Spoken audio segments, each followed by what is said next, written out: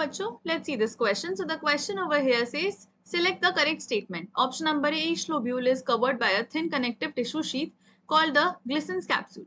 Option B, the pancreas is a compound gland that is both exocrine and endocrine. Option C, mucus in saliva helps in lubricating and ethering the masticated food particles. And option D, all of these.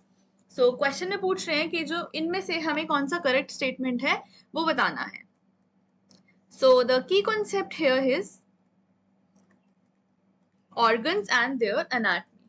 So organs and their anatomy. So organs क्या होते हैं? Organs होते हैं हमारी body के function करने के लिए नेसेसरी. So ह्यूमन बॉडीज में दो डिफरेंट टाइप के ऑर्गन्स देखे जाते हैं. एक आते हैं हमारे वाइटल ऑर्गन्स. तो ये जो वाइटल ऑर्गन्स होते हैं इनके बिना जो बॉडी है वो सरवाइव नहीं कर पाती है, ह्यूमंस नहीं जी सकते. फिर आते हैं हमारे non vital organs. Non vital organs के अगर नहीं होंगे, कोई ऐसा ऑर्गन है नॉन वाइटल में और वो बॉडी में प्रेजेंट नहीं है, तो बॉडी जी सकती है. ऐसा नहीं है कि ह्यूमंस लिव नहीं कर सकते, थोड़ी प्रॉब्लम होती है बट जनरली जी जाते हैं. वाइटल ऑर्गन्स में आते हैं हमारे heart, brain, lungs, liver and kidneys. So ये जो 5 ऑर्गन्स होते हैं ये हमारे वाइटल ऑर्गन्स होते हैं एंड ये बहुत नेसेसरी होते हैं बॉडी के फंक्शन के लिए. नॉन वाइटल ऑर्गन्स में आते हैं हमारे जैसे गॉल ब्लैडर. एंड काफी केसेस में हम देखते हैं कि गॉल ब्लैडर जो होता है, अगर गॉल ब्लैडर स्टोन्स होते हैं तो उस टाइम पे गॉल ब्लैडर रिमूव भी कर दिया जाता है एंड जो इंडिविजुअल होते हैं वो नॉर्मल जीते हैं. पैनक्रियाज और ये भी हमारा नॉन वाइटल में आता है. स्टमक भी हमारा नॉन वाइटल ऑर्गन में आता है. इसके अलावा आता है हमारे नॉन वाइटल में लार्ज इंटेस्टाइन एंड अपेंडिक्स. सो ये हमारे नॉन वाइटल ऑर्गन्स होते हैं एंड इतने ज्यादा नेसेसरी नहीं होते हैं. ये डिफरेंट गिवन ऑप्शंस हैं, ऑप्शंस देख लेते हैं. ऑप्शन नंबर ए हमें गिवन है which is each lobule is covered by a. So इसमें बोला है कि each lobule is covered by a thin connective tissue sheath. Thin connective tissue sheath जिसको हम Glissen's capsule कहते हैं.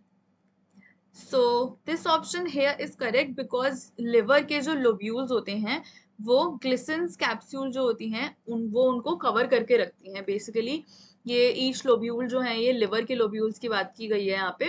एंड यहाँ पे जो Glissen's capsule है ये as a protective sheath, protection and support के लिए ये यहाँ पे प्रेजेंट होते हैं. एंड ये ऑप्शन जो है ये करेक्ट ऑप्शन है. ऑप्शन नंबर बी देख लेते हैं which is pancreas is a compound organ. So इसमें बोला है कि जो पैनक्रियास है ये एक कंपाउंड ग्लैंड है, जिसका मतलब है कि ये जो पैनक्रियास है ये दोनों तरह का ग्लैंड है which is exocrine as well as endocrine. So exocrine and endocrine का मतलब क्या हो गया? एक्सोक्राइन का मतलब हो गया कि ये जो है ये अपने सिक्रेटिव फंक्शंस करता है यहाँ पे. सो यहाँ पे ये क्या करता है, जैसे डाइजेशन में ये हेल्प करता है एंड ये यहाँ पे डाइजेस्टिव, तो ये क्या करता है, ये यहाँ पे डाइजेस्टिव एंजाइम सिक्रीट करता है. एंड एंडोक्राइन जो अगर हम देखें तो वो हम एंडोक्राइनिस इसलिए कहते हैं बिकॉज ये यहाँ पे हार्मोन सिक्रीट करता है, ये हार्मोनल साइड पर भी रहता है एंड ये हार्मोन सिक्रीट करता है which is insulin. So this option here is also correct. Option number C देख लेते हैं which is mucus in saliva helps in lubricating.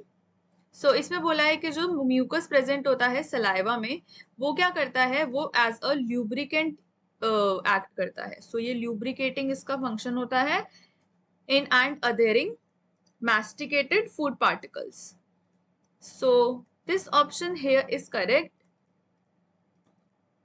This option here is correct because what happens is कि ये जो है mucus जो होता है ये क्या करता है, ये बोलस फॉर्मेशन में एड करता है. सो जो फूड पार्टिकल्स हैं जब उनको सलाइवा मिलता है तो वो क्या करते हैं, वो एक बोलस बना लेते हैं जिसकी वजह से जो स्वैलोइंग है फूड की वो इजी हो जाती है. So this is also correct option. Option number D हमें दिया गया है which is all of these. So yes, this option is correct because जितने भी हमारे 3 options दिए गए हैं A, B and C, all options जो हैं वो हमारे correct options हैं. So therefore the correct option for this given question is option number D, all of these. Hope you understood it well. Best of luck.